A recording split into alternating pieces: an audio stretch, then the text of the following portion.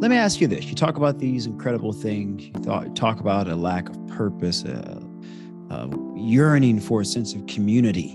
What do you think is the greatest aspiration for many of these young people, Scott? And you've encountered so many of them. You and I talk regularly, and you tell me about many of them when they meet their girlfriend, if it's a guy, or a young lady meets her boyfriend and say, Scott, I just met someone, I'm engaged now.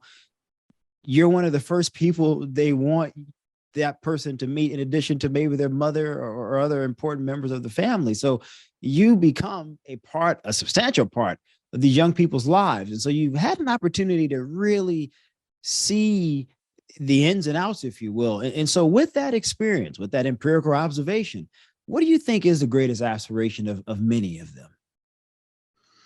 Well, I think, man, it's an easy one.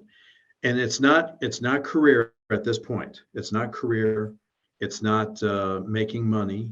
It's not any of those things that we think might exist in their lives. It's being cared about. Wow. It is so just that, something that simple. That's it. That's the launching point. That is the launching point, because when they feel cared about, then they trust you. They trust people to come into their life and help guide them through all the other stuff, the junk that's in their life, where they can come to you and say, hey, I have this idea about my major, or I have this idea about my job, or, hey, Scott, I think I'm falling in love. I want you to meet her or him.